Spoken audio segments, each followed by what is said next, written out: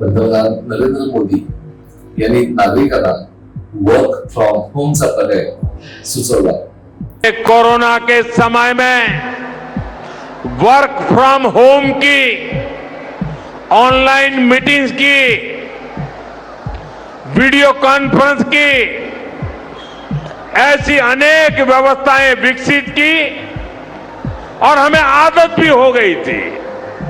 दिल्ली सरकारने कर्मचाऱ्यांना आठवड्यातून 2 दिवस घरून काम करण्याची परवानगी दिली। महाराष्ट्रातही काही मंत्र्यांनी इंधन बस्तीच्या प्रतिकात्मक मोहिमा राबवलेल्या दिसून आल्या। मुख्यमंत्री देवेंद्र फडणवीस हे स्वतः बुलेटवरून विधान भवनात जाताना दिसून आले। उपमुख्यमंत्री एकनाथ शिंदे हेही इलेक्ट्रिक वाहनातून प्रवास करताना दिसले। काही मंत्री पायी चालत मंत्रालयात पोहोचले। मात्र जनतेच्या दृष्टीने हा एक राजकीय दिखावा ठरला, कारण मुख्यमंत्री जरी बुलेटवरून गेले तरी त्यांच्या सुरक्षेसाठी मागे पुढे गाड्यांचा मोठा ताबा हा होताच। तर दुसरीकडे जनतेला काटकसरीचा सल्ला देणारे काही मंत्री स्वतः मात्र चार्टर्ड विमानातून प्रवास करत होते। त्याचे फोटो समाज माध्यमांवरून व्हायरलही झाले।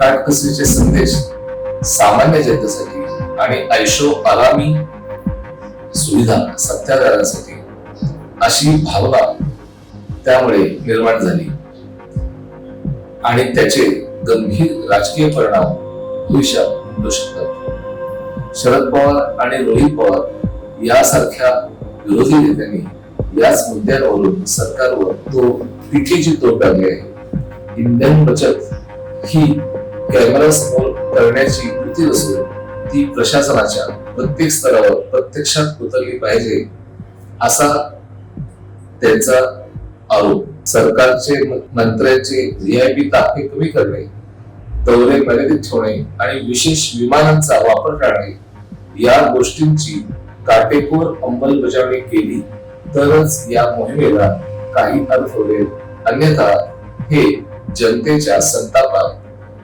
खतपाणी घालणारे ठरेल। भारतासमोर सध्या ऊर्जा सुरक्षेचे मोठे आव्हान आहे।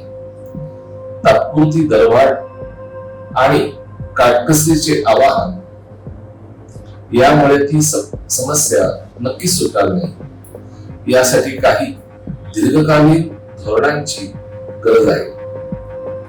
यात कररचनेत बदल अपेक्षित आहे। इंधनावरील करात कपात करून सामान्य माणसाच्या खिशावरचा भार कमी करणे, ते आयातीवरील अवलंबित्व कमी करून इलेक्ट्रिक वाहने आणि सौर ऊर्जेसाठी भक्कम पायाभूत सुविधा निर्माण करणे, सार्वजनिक वाहतूक व्यवस्था अधिक सक्षम आणि तुलनेने स्वस्त करणे अशा काही उपायांचा यात समावेश करता येईल।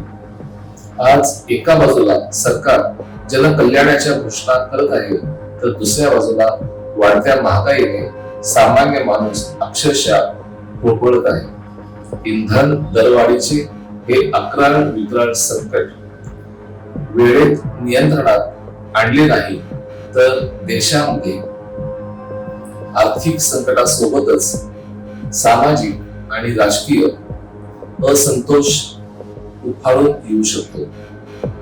आज जनता सरकारला एकच सवाल विचारत आहे, काटकसर नेमकी कोणासाठी आणि त्याग नेमका कोणाचा?